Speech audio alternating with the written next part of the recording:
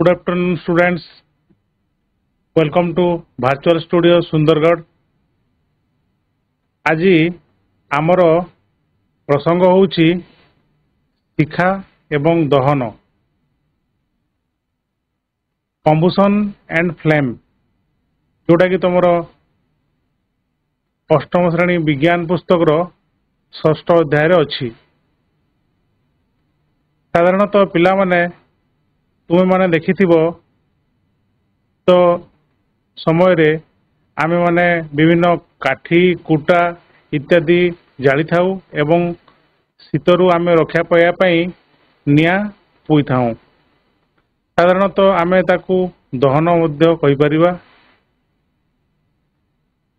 ସାଧାରଣତଃ ଯେକୌଣସି ଇଞ୍ଜିନ୍ ଚାଲିବା ପାଇଁ କିମ୍ବା ଯେକୌଣସି ଯନ୍ତ୍ର ଚାଲିବା ପାଇଁ ଇନ୍ଧନର ଆବଶ୍ୟକତା ଥାଏ ଏବଂ ସେହି ଇନ୍ଧନର ଦହନରୁ ଆମେ ସାଧାରଣତଃ ଶକ୍ତି ପାଇଥାଉ ଏବଂ ସେହି ମେସିନ୍ ସେହି ଶକ୍ତି ସାହାଯ୍ୟରେ ଚାଲିଥାଏ। ଆମେ ଆଜି ଏହି ଭର୍ଚୁଆଲ କ୍ଲାସରେ ଆମେ ସେହି କମ୍ବୁସନ୍ ଏବଂ ଫ୍ଲେମ୍ ବିଷୟରେ ବା ଦହନ ଏବଂ ଶିଖା ବିଷୟରେ ବିଶେଷ ଆଲୋଚନା କରିବା, ଯେଉଁଟାକି ତୁମ ପାଇଁ ଲାଭପ୍ରଦ ହେବ ବୋଲି ମୁଁ ଆଶା ପ୍ରକାଶ କରୁଛି। ଚାଲନ୍ତୁ ବର୍ତ୍ତମାନ ଆମେ ସେହି ସ୍ମାର୍ଟ ବୋର୍ଡ ପାଖକୁ ଯିବା।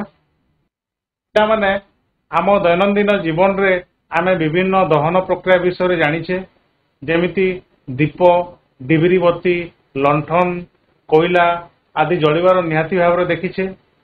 ସେଥିମଧ୍ୟରୁ ଦୀପ, ବିଜୁଳି ବତୀ, ଲଣ୍ଠନ ଆଦି ଦହନରୁ ଅଗ୍ନିର ଉଜ୍ଜଳ ଶିଖା ମିଳୁଥିଲା ବେଳେ କୋଇଲା, ଘଷି ଆଦିର ଦହନରୁ ଆମକୁ ଉଜ୍ଜଳ ଶିଖା ମିଳିନଥାଏ। ତୁମେମାନେ ଦେଖିବା ପାଇଁ ପାଉଥିବ, ଏଇଟା କୋଇଲା ଜଳୁଛି, ଅନ୍ୟ ଜାଗାରେ ଆମର ଦୀପଟେ ଜଳୁଛି।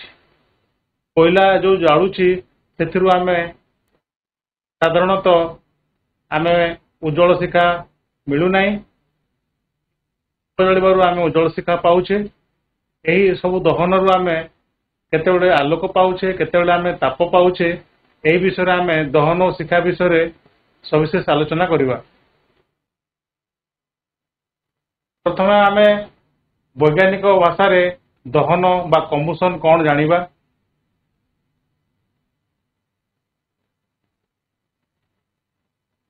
ଦହନ ବା କମ୍ବୁସନ୍ ଏକ ରାସାୟନିକ ପ୍ରକ୍ରିୟା, ଯେଉଁଥିରେ ଏକ ପଦାର୍ଥ ଅମ୍ଳଜାନ ସହ ରାସାୟନିକ ପ୍ରତିକ୍ରିୟା ସଂଗଠିତ କରି ତାପ ଏବଂ ସ୍ଥଳ ବିଶେଷରେ ଆଲୋକ ସୃଷ୍ଟି କରେ ଏବଂ ଏକ ନୂତନ ପଦାର୍ଥର ସୃଷ୍ଟି ହୋଇଥାଏ। ଦହନ ଗୋଟେ ରାସାୟନିକ ପ୍ରତିକ୍ରିୟା, ଯେଉଁଥିରେ ଦହନ ହୋଇସାରିଲା ପରେ ଆଲୋକ ସୃଷ୍ଟି ହୁଏ, ତା ସହିତ ତାପ ମଧ୍ୟ ସୃଷ୍ଟି ହୁଏ ଏବଂ ନୂତନ ପଦାର୍ଥର ସୃଷ୍ଟି ହୋଇଥାଏ। ଯେମିତି କୋଇଲା ଖଣ୍ଡେ ଆମର ଜଳିକି ସେଥିରୁ ତାପ ମିଳୁଛି, ଆଲୋକ ମଧ୍ୟ କିଛି ପରିମାଣରେ ମିଳୁଛି, ତା ସହିତ ପରବର୍ତ୍ତୀ ସମୟରେ ସେଥିରୁ ଆମେ ପାଉଁଶ ବୋଲି ଏକ ନୂତନ ପଦାର୍ଥ ପାଉଛେ। ଏଇଟା ବି ଆମେ ଗୋଟେ ଦହନ ବୋଲି ଆମେ ଉଦାହରଣ ହିସାବରେ ନେଇପାରିବା।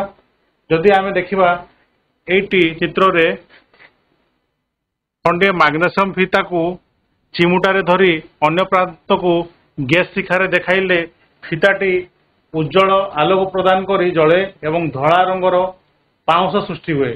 ଏହି ଧଳା ରଙ୍ଗର ପାଉଁଶ ହେଉଛି ମାଗ୍ନେସିୟମ ଅକ୍ସାଇଡ୍।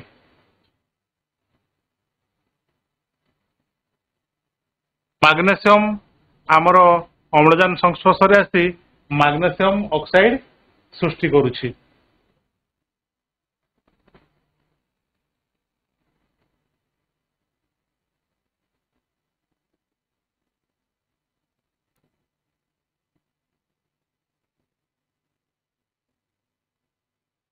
ଖଣ୍ଡିଏ କୋଇଲାକୁ ଚିମୁଟାରେ ଧରି ଗ୍ୟାସ୍ ଶିଖାରେ ଦେଖାଇଲେ ତାହା ଧୀରେ ଧୀରେ ଲାଲ ପଡ଼ିଯାଏ ଓ ସେଥିରୁ ପାଉଁଶ ସୃଷ୍ଟି ହୁଏ। କିଛି ଧୂଆଁ ମଧ୍ୟ ସେଥିରୁ ବାହାରେ, ଯେଉଁଥିରେ କି ଅଙ୍ଗାରକାମ୍ଳ ଗ୍ୟାସ୍ ଥାଏ ଏବଂ ଖାଦ୍ୟ ପରିପାକ ଏକ ଦହନ ବୋଲି ଆମେ କହିବା, କାହିଁକି ନା ଜୀବକୋଷରେ ଖାଦ୍ୟର ଅମ୍ଳଜାନ ସହିତ ଜାରଣ ଘଟି ଅଙ୍ଗାରକାମ୍ଳ ଏବଂ ତାପ ଶକ୍ତି ଉତ୍ପନ୍ନ ହୋଇଥାଏ। किंतु एही क्षेत्र रे आवश्यक आलोक सृष्टि होई नथाए।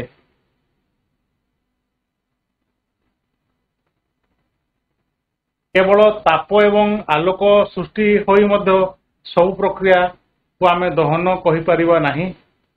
जेमिति कि आमर विद्युत बल्ब जदि जळुछि सेतिरु ताप सृष्टि होउछि, आलोक मध्य सृष्टि होउछि, किंतु ए क्षेत्र रे फिलामेंट रे कोनोसी रासायनिक प्रतिक्रिया घटि नथाए, तेणु ताहाको आमे दहन बोली कहिबा नाही।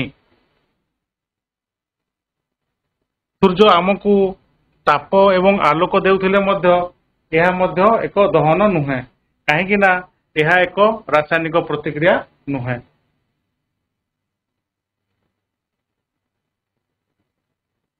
दहन पई आवश्यक कारक रिक्वायरमेंट्स फॉर कंबुशन। साधारणतः दहन पई तीनोटी कारक आवश्यक, जेमिति कि बाह्य पदार्थ बा कंबुसिबल सब्सटेंस, दहन रे सहायक पदार्थ बा सपोर्टर ऑफ कंबुशन, प्रज्वलन तापमात्रा बा इग्निशन टेम्परेचर। बाह्य पदार्थ आमे काहाकू कहिबा, जेउ पदार्थ जळे ताहाकू दहनशील बा बाह्य पदार्थ कहा जाए। जेमिति कि काठ, कागज, किरोसिन, नड़ा, दियासिली काठी, एलपीजी, पेट्रोल इत्यादि जळे, तेणु ताको आमे दहनशील बा बाह्य पदार्थ कहिबा। सेही भली दहन रे सहायक पदार्थ सपोर्टर ऑफ कंबुशन। दहन पई साधारणतः ऑक्सीजन बा वायु भली सहायक पदार्थ आवश्यक। अधिकांश बाह्य पदार्थ ऑक्सीजन रो उपस्थिति रे जळि थाए। नाइट्रोजन थिबा आबद्ध पात्र मध्यरे खंडिए जळंता मैग्नीशियम फीता जदि रखिबा ताहेले ताहा मध्य जळी मैग्नीशियम नाइट्राइड सृष्टि करे।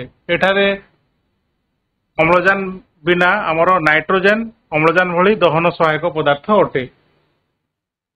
साधारणतः दहन पई जो ऑक्सीजन रहिला, नाइट्रोजन रहिला, एगुडाक दहन पई साधारणतः सहाय्य करंती। एमानकू सपोर्टर ऑफ कंबुशन बा दहन रे सहायक पदार्थ बोली कहा जाए।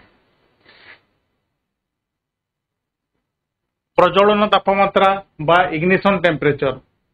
ताप प्रयोग द्वारा पदार्थ एक निर्दिष्ट तापमात्रा रे पहुंचिले ही ताहा जळिबा आरंभ करिथाए। एही तापमात्रा को प्रज्वलन तापमात्रा कहा जाए। विभिन्न पदार्थर प्रज्वलन तापमात्रा भिन्न भिन्न अटे। उदाहरण स्वरूप आमे देखिबा धड़ा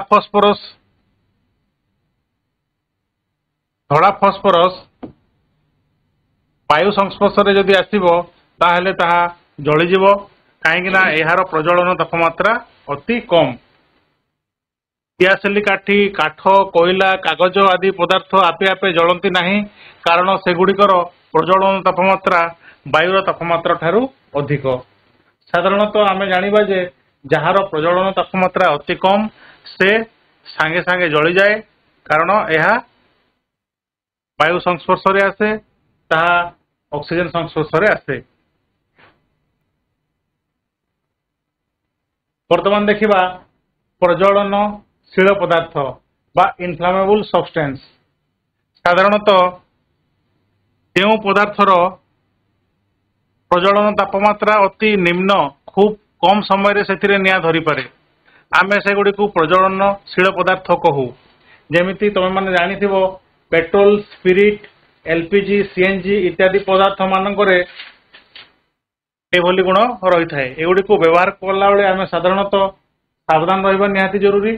सेहिथिपई एलपीजी कंपनी माने गैस सिलिंडर रु गैस लीक जानिया पई एक उत्कट गंधयुक्त पदार्थ गैस रे मिसाई थांती। जेतेबेले गैस लीक होउची सिलिंडर रु, सेतेबेले हमकु एमती उत्कट गंध स्मेल हुए, तो आमे जानि परिबा जे सांगे सांग हमरो गैस लीक होउची कहि तापई आमे सावधान निहाती भाबरे रहिबा। एई सब प्रज्वलनशील पदार्थ बा इनफ्लामेबल सब्सटेंस गुडाक मानकर प्रज्वलन तापमात्रा बहुत कम, से माने सहजरे निया लगाई पारंती और सेथिरे सहजरे निया धरी पारे। जेमती पेट्रोल, स्पिरिट, एलपीजी, सीएनजी सब चित्र रे तुम देखा पई पाउथबो गोटे कार केमती निया लगी जाइछि।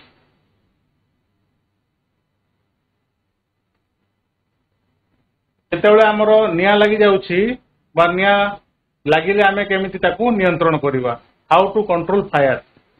ଦହନ ପାଇଁ 3ଟି କାରକ ଆବଶ୍ୟକ କହିଲି, ଯେମିତି ଦାହ୍ୟ ପଦାର୍ଥ, ଦହନର ସହାୟକ ପଦାର୍ଥ, ପ୍ରଜ୍ୱଳନ ତାପମାତ୍ରା। ଯଦି ଆମର ଏଇ 3ଟି କାରକ ମଧ୍ୟରୁ ଯଦି ଯେକୌଣସି 2ଟା କାରକକୁ ଆମେ ନିୟନ୍ତ୍ରଣ କରିପାରିବା ତାହେଲେ ନିଆଁ ଲିଭି ଥାଏ। ସାଧାରଣତଃ ନିଆଁ ଲିଭାଲି ମାନେ ଦହନରେ ସହାୟକ ପଦାର୍ଥ ଏବଂ ପ୍ରଜ୍ୱଳନ ତାପମାତ୍ରା ଉଭୟକୁ ନିୟନ୍ତ୍ରଣ କରିବାକୁ ଚେଷ୍ଟା କରିଥାନ୍ତି, ଫଳରେ ନିଆଁ ଲିଭିଥାଏ। ଅଗ୍ନିକାଣ୍ଡ ନିୟନ୍ତ୍ରଣରେ ବିଭିନ୍ନ ଉପାୟ। ଆମେ ଯେତେବେଳେ ଅଗ୍ନିକାଣ୍ଡ ଘଟୁଛି ଆମେ କେଉଁ ଉପାୟରେ ଆମେ ଅଗ୍ନିକାଣ୍ଡକୁ ଆମେ ନିୟନ୍ତ୍ରଣ କରିପାରିବା। ପ୍ରଥମେ ଦେଖିବା ଜଳ ଦ୍ୱାରା ଅଗ୍ନିକାଣ୍ଡ ନିୟନ୍ତ୍ରଣ। ସାଧାରଣତଃ ନିଆଁ ଲିଭାଲି ମାନେ ଦମକଳ ପାଣି ଟାଙ୍କିରୁ ନିଆଁ ଉପରକୁ ପାଇପ୍ ସାହାଯ୍ୟରେ ପାଣି ପକାନ୍ତି। ଜଳର ଉପସ୍ଥିତିରେ ଦହନଶୀଳ ପଦାର୍ଥ ବା ଦାହ୍ୟ ପଦାର୍ଥ ଗୁଡ଼ିକର ତାପମାତ୍ରା ସେମାନଙ୍କର ପ୍ରଜ୍ୱଳନ ତାପମାତ୍ରା ଠାରୁ କମିଯାଏ, ଫଳରେ ନିଆଁ ବ୍ୟାପିପାରେ ନାହିଁ।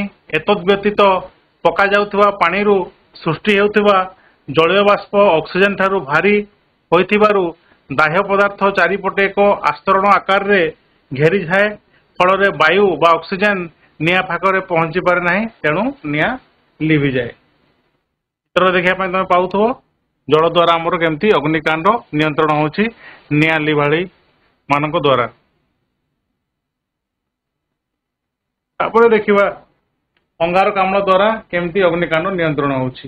ସାଧାରଣତଃ ପେଟ୍ରୋଲ, ଡିଜେଲ ଆଦି ତୈଳଜନିତ ଅଗ୍ନିକାଣ୍ଡ କ୍ଷେତ୍ରରେ ଜଳ ତୈଳଠାରୁ ଭାରୀ, ସେଥିରେ ଆମେ ଜଳ ଉପରେ ସାଧାରଣତଃ ଜଳ ସାହାଯ୍ୟରେ ଆମେ ଏଇ ସବୁ ପେଟ୍ରୋଲ, ଡିଜେଲ ଏସବୁ ଜାଗାରେ ଯଦି ଅଗ୍ନିକାଣ୍ଡ ହେଇଥିବ ତାହେଲେ ଆମେ ଜଳ ସାହାଯ୍ୟରେ ନିଆଁ ଲିଭାଇ ନଥାଉ। ଏଇ ଜାଗାରେ ଆମେ ସାଧାରଣତଃ ଅଙ୍ଗାରକାମ୍ଳ ଗ୍ୟାସ ପ୍ରୟୋଗ କରିକି ଆମେ ନିଆଁ ଲିଭାଇଥାଉ। ସାଧାରଣତଃ ପେଟ୍ରୋଲ, ଡିଜେଲ ଆଦି ତୈଳଜନିତ ଅଗ୍ନିକାଣ୍ଡ ଯେତେବେଳେ ହେଉଛି ଏସବୁ କ୍ଷେତ୍ରରେ ଜଳ ତୈଳଠାରୁ ଭାରୀ, ସେଥିପାଇଁ ଜଳ ଉପରେ ତୈଳ ଜମିଥାଏ, ତେଣୁ ଜଳ ଏପରି ନିଆଁ ଲିଭାଇ ପାରେ ନାହିଁ। ବିଦ୍ୟୁତ ଲିକେଜ ଜନିତ ଅଗ୍ନିକାଣ୍ଡ ଘଟିଲେ ଜଳ ଦ୍ୱାରା ନିଆଁ ଲିଭାଇବା କାର୍ଯ୍ୟ ବିପଜ୍ଜନକ। ସେଥିପାଇଁ ଆମେ ସାଧାରଣତଃ ଜଳ ବିଦ୍ୟୁତର ସୁପରିବାହୀ ହେଇଥିବାରୁ ବୈଦ୍ୟୁତିକ ଆଘାତ ଲାଗିବାର ସମ୍ଭାବନା ଥାଏ। ସେଥିପାଇଁ ଏହି କ୍ଷେତ୍ରରେ ବିଦ୍ୟୁତ ସର୍କିଟ କ୍ଷେତ୍ରରେ ବୈଦ୍ୟୁତିକ ଆଘାତ କ୍ଷେତ୍ରରେ ଆମେ ସାଧାରଣତଃ ଅଙ୍ଗାରକାମ୍ଳର ସାହାଯ୍ୟ ନେଇଥାଉ ଅଗ୍ନିକାଣ୍ଡ ନିୟନ୍ତ୍ରଣ କରିବା ପାଇଁ।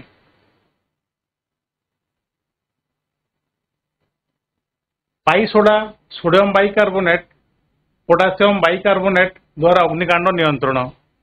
ଯେତେବେଳେ ଆମେ ବାଇସୋଡା ବା ସୋଡିୟମ ବାଇକାର୍ବୋନେଟ୍ କିମ୍ବା ପୋଟାସିୟମ ବାଇକାର୍ବୋନେଟ୍ କୁ ନିଆଁ ଉପରେ ବିଞ୍ଚି ଦେଉଛୁ, ସେତେବେଳେ ଅଙ୍ଗାରକାମ୍ଳ ସୃଷ୍ଟି ହେଇ ସେ ନିଆଁ ଲିଭିବାରେ ସାହାଯ୍ୟ କରୁଛି। ବାଲି ଦ୍ୱାରା ଅଗ୍ନିକାଣ୍ଡ ନିୟନ୍ତ୍ରଣ।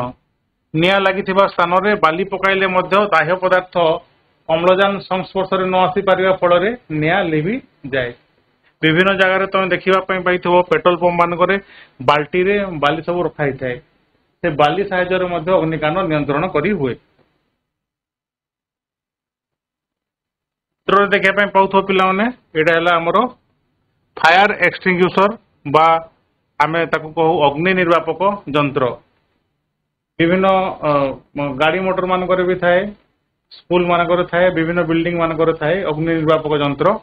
ଏହି ଅଗ୍ନି ନିର୍ବାପକ ଯନ୍ତ୍ର ଉଚ୍ଚ ଚାପରେ ଏଥିରେ ତରଳୀକୃତ ଅଙ୍ଗାରକାମ୍ଳ ଥାଏ। ଗୋଟେ ସିଲିଣ୍ଡର ଆକୃତି କିମ୍ବା କୋନ୍ ଆକୃତି ଅଗ୍ନି ନିର୍ବାପକ ଯନ୍ତ୍ରରେ ନିଆଁ ଯେତେବେଳେ ଲାଗୁଛି ସେତେବେଳେ ଏହାର ସିଲ୍କୁ ଭାଙ୍ଗି ଦିଆଯାଏ, ଯାହା ଫଳରେ ଅଙ୍ଗାରକାମ୍ଳ ଗ୍ୟାସ ସେଥିରୁ ବାହାରେ ଏବଂ ନିଆଁକୁ ଲିଭାଇବାରେ ସାହାଯ୍ୟ କରେ।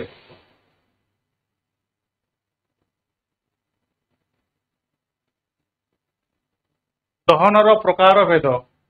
ସାଧାରଣତଃ ଦହନକୁ 4 ଭାଗରେ ବିଭକ୍ତ କରାଯାଇଛି, ଯେମିତି ଦ୍ରୁତ ଦହନ ବା ର୍ୟାପିଡ କମ୍ବୁସନ। ଦେଖିଥିବ ପିଲାମାନେ ଗୋଟିଏ ପେଟ୍ରୋଲ କିମ୍ବା ଡିଜେଲ ଭିଜା କପଡ଼ା ଉପରକୁ ଜଳନ୍ତା ଆମେ ଦିଆସିଲି କାଠି ଯେତେବେଳେ ପକାଇ ଦେଉଛୁ ସେତେବେଳେ ସାଙ୍ଗେ ସାଙ୍ଗେ ଜଳି ଉଠୁଛି। ଏହିପରି ଦହନକୁ ଆମେ ସାଧାରଣତଃ ଦ୍ରୁତ ଦହନ କହିବା। କାହିଁକି ନା ଏହି ଦହନରୁ ନିଆଁ ଖୁବ୍ ଶୀଘ୍ର ବ୍ୟାପିଯାଏ ଏବଂ ପ୍ରଚୁର ତାପ ଏବଂ ଆଲୋକ ସୃଷ୍ଟି ହୁଏ।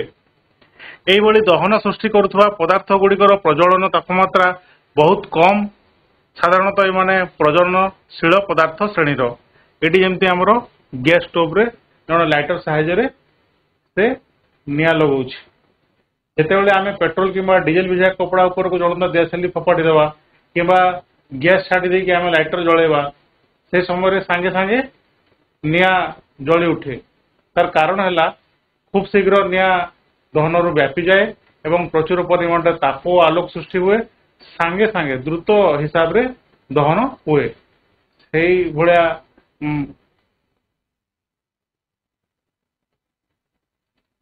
ପ୍ରକ୍ରିୟାକୁ ଆମେ କହିବା ଦ୍ରୁତ ଦହନ।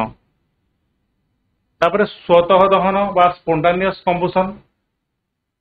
ଧଳା ଫସଫରସକୁ ବାୟୁରେ ରଖିଲେ ଦହନ ପ୍ରକ୍ରିୟା ଆରମ୍ଭ ହୋଇଯାଏ। ଏହି ପ୍ରତିକ୍ରିୟା ମନ୍ଥର ବେଗରେ ଗତି କରି ଯେଉଁ ତାପ ଶକ୍ତି ନିର୍ଗତ କରେ ତାହା ଧଳା ଫସଫରସର ପ୍ରଜ୍ୱଳନ ତାପମାତ୍ରାର ପର୍ଯ୍ୟନ୍ତ ପହଞ୍ଚି ଯାଏ। ଫଳରେ ଏହା ଛାଏଁ ଛାଏଁ ଜଳେ।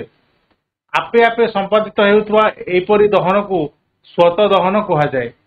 ପିଲାମାନେ ତମେ ଦେଖିଥିବ ଖରାଦିନେ କେତେକ ସ୍ଥାନରେ ପ୍ରଚଣ୍ଡ ସୌର ତାପରେ କୋଇଲା ଗଦାରେ ଆପେ ଆପେ ସ୍ୱତଃ ନିଆଁ ଲାଗି ଯାଇଥାଏ, ସ୍ୱତଃ ଦହନ ହୋଇଯାଇଥାଏ।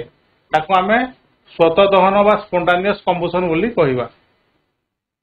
ଧୀରେ ଧୀରେ ଗତି କରିବ, ମନ୍ଥର ବେଗରେ ଗତି କରିବ ଦହନ ପ୍ରକ୍ରିୟା।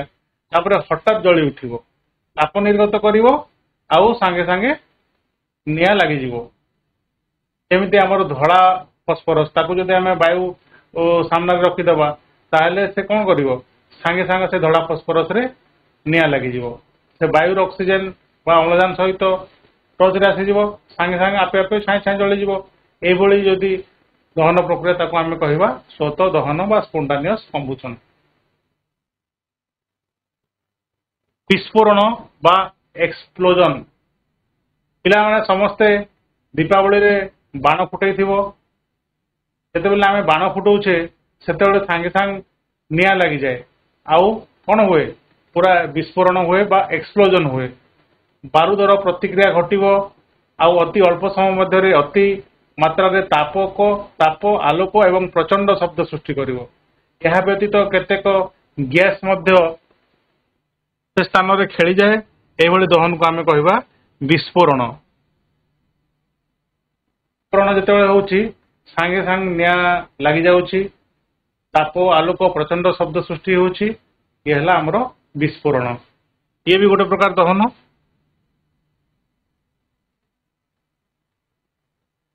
ମୃଦୁ ଦହନ ବା ସ୍ଲୋ କମ୍ବୁସନ।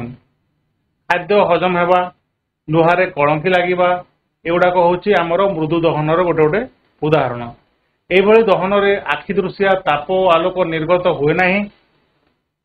ଦହନ ଏତେ ଧୀରେ ଗତିରେ ହୁଏ ଯେ ଦହନ ହେଉଛି ବୋଲି ଜାଣି ହୁଏ ନାହିଁ। ଏପରି ଦହନକୁ ଆମେ ମୃଦୁ ଦହନ ବୋଲି କହିବା। ଏଠି ଚିତ୍ରରେ ଦେଖିଥିବ ତମେ, ଲୁହାରେ କଳଙ୍କି ଲାଗୁଛି, ରଷ୍ଟିଂ ହେଇଯାଉଛି ଲୁହା। ସେଇଭଳି ଆମର ଯେତେବେଳେ ଖାଦ୍ୟ ଖାଉଛେ, ଖାଦ୍ୟ ହଜମ ହେବା ପୂର୍ବରୁ ଖାଦ୍ୟ ଦହନ ହେଉଛି ଆଉ ଧୀରେ ଧୀରେ ହଜମ ହେଉଛି, ତା ପାଇଁ ସମୟ ଲାଗୁଛି। ହେଲେ ଏଇ ମୃଦୁ ଦହନ ପ୍ରୋସେସରେ ବା ସ୍ଲୋ କମ୍ବୁସନ ପ୍ରୋସେସରେ ଦହନ ହେଉଛି ବୋଲି ଜଣା ପଡ଼ିବନି, କିନ୍ତୁ ଧୀରେ ଧୀରେ ଦହନ ହୁଏ।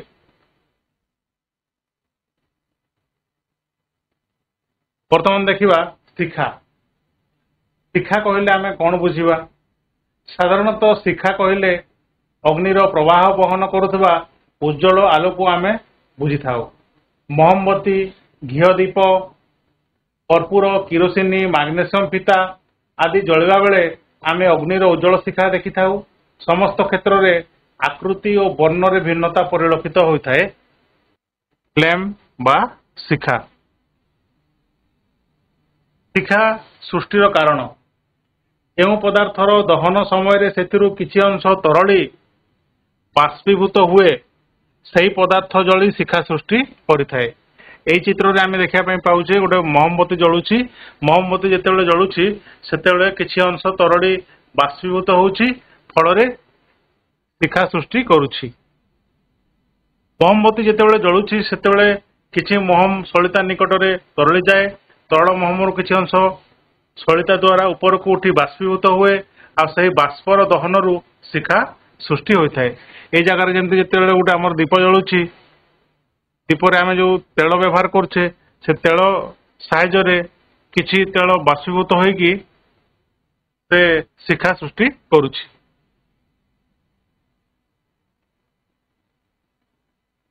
शिखार गठन साधारणतः शिखा बा मोहम्बती शिखार तीनोटी मंडल थाए।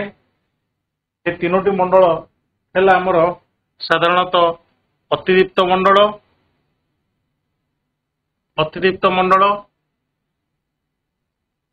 कहा जाए नीलवर्ण, दीप्तिमान मंडल बा पीतवर्ण, दीप्तिहीन मंडल बा कृष्णवर्ण।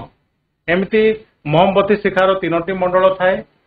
अतिदीप्त मंडल यही मंडल शिखार बाह्यतम स्तर एठारे महम कणिकार संपूर्ण दहन घटी थाए। शिखार यही मंडल ताप मात्रा सबुठु बेसी। अतिदीप्त मंडल जोटा रहिला ए जो बाहर लेयर शिखार बाहर लेयर है ये है अतिदीप्त मंडल। एटा नील वर्ण देखा जाए। ये जगार आमर शिखार तापमात्रा सबुठु बेसी कहीं ये जगार आमर महम कणिकार संपूर्ण दहन घटी थाए। दीप्तिमान मंडल ये है तुम दीप्तिमान मंडल। दीप्तिमान मंडल साधारणतः पीतवर्ण देखा जाए। यही मंडल शिखार मध्यम स्तर और यह शिखार बेसी अंचल अधिकार करिथाए। शिखार उक्त अंशठारे महम कणिका गुड़िकर आंशिक दहन घटी थाए। यही मंडल तापमात्रा अतिदीप्त मंडल ठारू कम। एवं तले जो अच्छी ये है दीप्तिहीन मंडल एटा जोटा कि कृष्ण वर्ण देखा जाए। जिते तुम मैंने जेकोसी गोटे मोहम्बती जालिब शिखा को देखिकी तुम जापर कोटा अतिदीप्त मंडल, कोटा दीप्तिमान मंडल, कोटा दीप्तिहीन मंडल। दीप्तिहीन मंडल एटा केन्द्रांचल थाए। शिखार उक्त अंशठारे तापमात्रा बहुत कम थाए। से जगार महम कणिकार दहन हो न थाए। दीप्तिहीन मंडल कृष्ण वर्ण देखा जाए। आठी आमर तापमात्रा सबुठु कम होता है। ये आमर शिखार गठन तीनोटी मंडल साधारणतः यहाँ परीक्षा पड़े चित्र करने शिखब ता सहित तुम माने विभिन्न मंडल विषय भी जानापी पाइब। बर्तमान देखा इंधन बा फुएल। साधारणतः फुएल बा इंधन तीन प्रकार। गोटे है कठिन इंधन जोटा कि काठ, कोयला, सुखिला गोबर इत्यादि को आम बुझी था। गोटे है तरल इंधन जोटा कि पेट्रोल, डीजेल, किरोसिन इत्यादि को बुझी था। आ गोटे है गैसीय इंधन जोटा कि कोल गैस, प्राकृतिक गैस, पेट्रोलियम गैस इत्यादि को आम बुझी था। ये इंधन है तीन प्रकार। आम आदर्श इंधन क्या कहवा बा आइडियल फुएल क्या कहवा। आदर्श इंधन साधारणतः तो इंधन आम जालिबा से बेसी पाउंस बाहर नथिबो, बेसी विषाक्त गैस बाहर नथिबो, बेसी वर्ज्यवस्तु मिलु नथिबो। ता सहित आम आदर्श बा आइडियल फुएल क्या कहवा जहाँ आम सुविधा बेसी दिन पर्यंत संरक्षण कर रखी पारुथबा, जहाँ आम गोटे स्थान रु अन्य स्थान को सुविधा नेबाणी कर आदर्श इंधन कहवा। आदर्श इंधन उच्च कैलोरी मूल्य थी अर्थात अपेक्षाकृत अल्प इंधन बेसी ताप शक्ति उत्पन्न हो पारुथबो, सुविधा सस्तार मिल पारुथबो।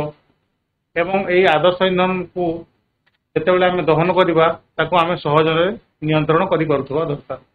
ये सब पॉइंट जदि थी ताहले आम कहवा आदर्श इंधन।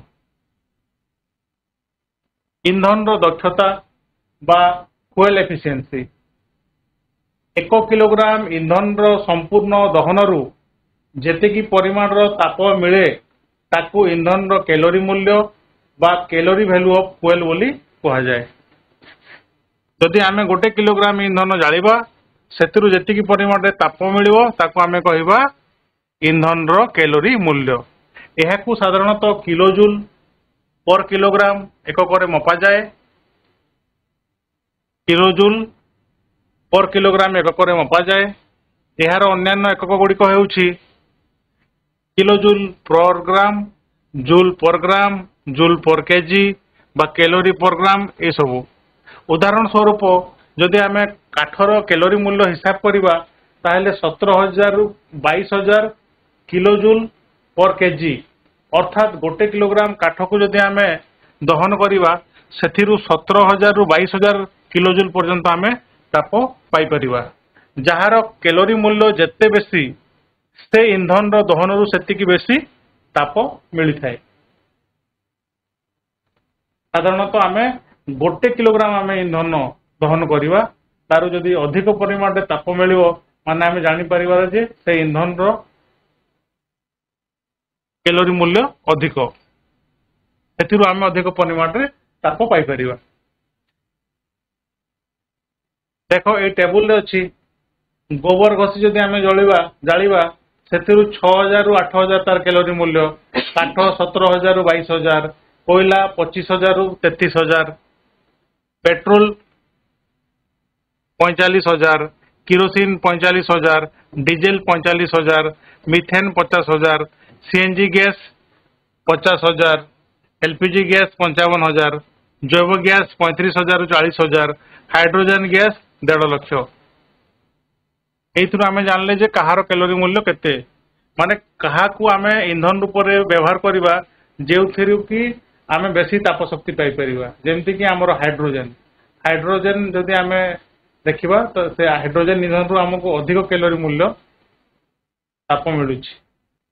इंधन रो कौन कौन सब क्षतिकार प्रभाव रोची हार्मफुल इफेक्ट्स ऑफ फ्यूल दहन रु मिलुथवा वायु प्रदूषक मानक मध्यरे आमे जानिछे carbon dioxide, sulphur dioxide, carbon monoxide, nitrogen oxide ये सब मुख्य। साधारणतः दहन हेले कौन हुए ना आमर प्रदूषण हुए। प्रदूषण फल आमर कौन हुए सबुज घर प्रभाव बा ग्रीन हाउस इफेक्ट तुम मैंने जानिथिबो। अम्ल वृष्टि बा एसिड रेन, पार्थिव उष्णता वृद्धि ये सब आमर गोटे गोटे उदाहरण। जेतेबेले आमर जेकोसी प्रदूषक वायु प्रदूषक दहन होउछि सेतेबेले हमको कौन मिलुछि कार्बन डाइऑक्साइड मिलुछि, सल्फर डाइऑक्साइड मिलुछि, कार्बन मोनोक्साइड मिलुछि, नाइट्रोजन ऑक्साइड मिलुछि जोटा कि आमे साधारणतः प्रदूषक बोली कहू वायु प्रदूषक बोली कहू। ए मानकर प्रभाव रे कौन हुए सबुज घर प्रभाव हुए, अम्ल वृष्टि हुए, पार्थिव उष्णता वृद्धि हुए, ग्लोबल वार्मिंग हुए। वर्तमान तुम मैंने समस्त जानिथिबो दिल्ली मुंबई एमती बड़ बड़ सहर मानकरे बेसी पेट्रोल डीजेल परिवर्ते बस ट्रक ये सब जान कार ये सब जान रे हमर सीएनजी गैस व्यवहार करा जाउछि। Compressed natural gas CNG gas हला compressed natural gas. CNG gas एभलिया गैस जोथिरे कि बहुत कम परिमाण रे क्षतिकारक पदार्थ उत्पन्न से करथाय।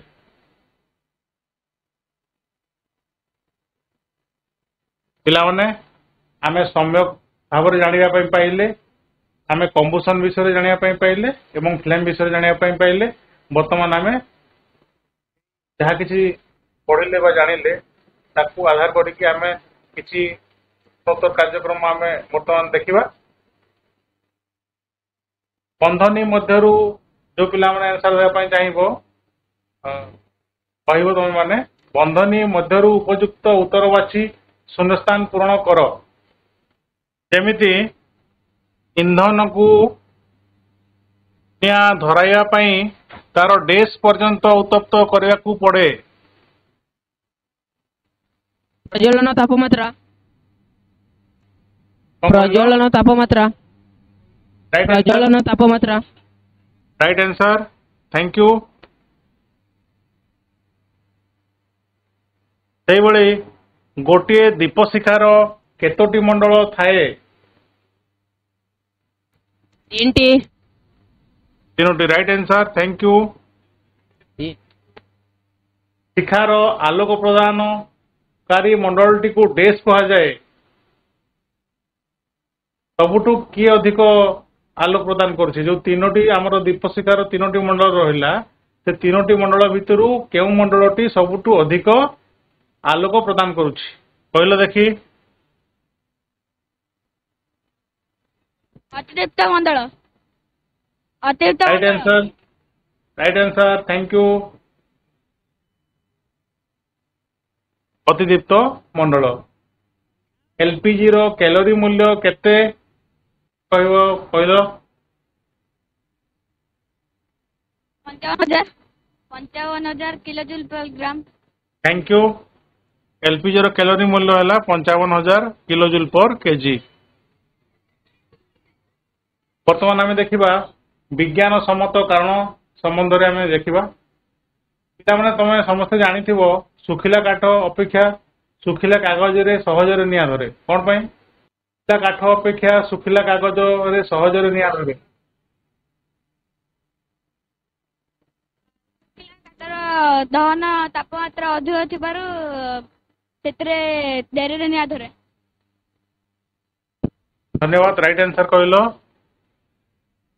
ଶୁଖିଲା କାଠ ଅପେକ୍ଷା ଶୁଖିଲା କାଗଜର ପ୍ରଜ୍ୱଳନ ତାପମାତ୍ରା ବହୁତ କମ୍, ସେଥିପାଇଁ ସେଥିରେ ସହଜରେ ନିଆଁ ଧରେ।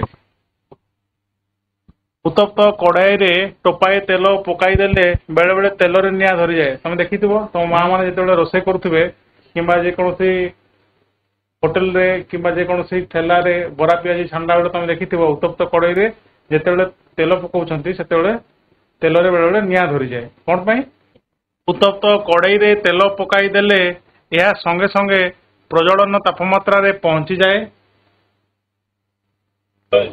ଆଉ ସମସ୍ତେ ଜାଣିଛେ ତେଲ ଏକ ଦାହ୍ୟ ପଦାର୍ଥ, ସେଥିପାଇଁ ଏହା ସାଙ୍ଗେ ସାଙ୍ଗେ ଜଳି ଉଠେ। ଶିଳ୍ପ ନଗରୀ ମାନଙ୍କରେ ବେଶୀ ଅମ୍ଳ ବୃଷ୍ଟି ହୋଇଥାଏ।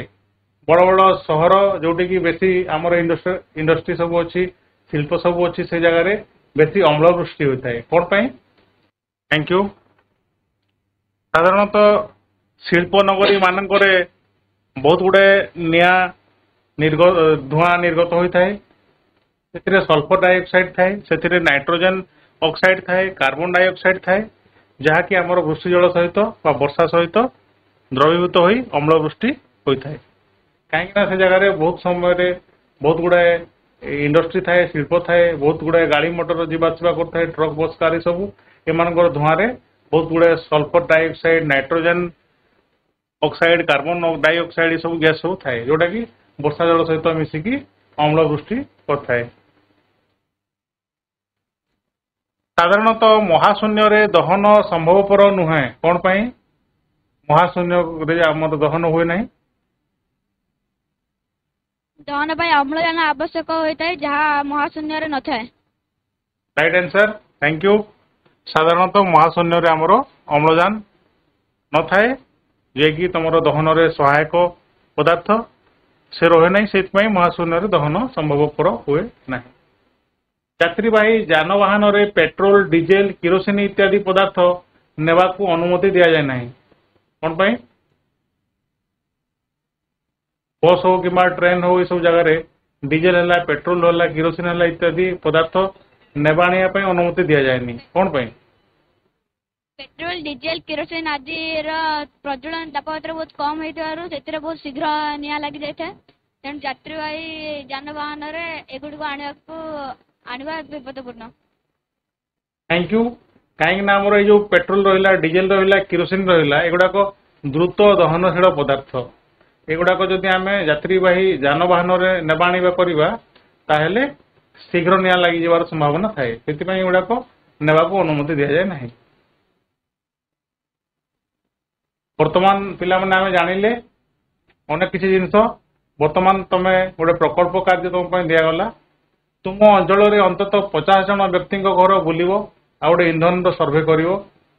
କିଏ ଏଲପିଜିରେ ରୋଷେଇ କରୁଛି, କିଏ କାଠରେ ରୋଷେଇ କରୁଛି, କିଏ କିରୋସିନରେ ରୋଷେଇ କରୁଛି, କିଏ ଷ୍ଟୋଭରେ ରୋଷେଇ କରୁଛି, କିଏ ଗୋବର ଗ୍ୟାସ୍ ଚୁଲାରେ ରୋଷେଇ କରୁଛି, କିଏ ବିଦ୍ୟୁତ ଚୁଲା ବ୍ୟବହାର କରୁଛି ଆଉ ରୋଷେଇ କରୁଛି।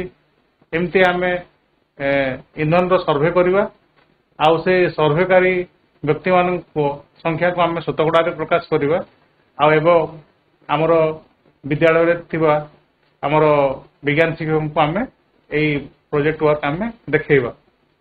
ପ୍ରଥମେ କ'ଣ କରିବ ନା ଆମେ ବିଭିନ୍ନ ବ୍ୟକ୍ତିଙ୍କ ଘରକୁ ବୁଲିବ। କିଏ ଏଲପିଜିରେ ରୋଷେଇ କରୁଛି, କି କାଠରେ ରୋଷେଇ କରୁଛି, କି କିରୋସିନରେ ରୋଷେଇ କରୁଛି, ଗୋବର ଗ୍ୟାସ୍ ଚୁଲା କିଏ ବ୍ୟବହାର କରୁଛି, ବିଦ୍ୟୁତ ଚୁଲା କିଏ ବ୍ୟବହାର କରୁଛି, ଏମାନଙ୍କର ସଂଖ୍ୟା ତମେ ମାନେ ପ୍ରଥମେ ଟିପି ରଖିବ ଆଉ ସେମାନଙ୍କର ସଂଖ୍ୟା ଗୁଡାକୁ ଆମେ ଶତକଡାରେ ପ୍ରକାଶ କରିବ ଆଉ ବିଜ୍ଞାନ ଶିକ୍ଷକଙ୍କୁ ତମେ ଦେଖେଇବ। ଧନ୍ୟବାଦ।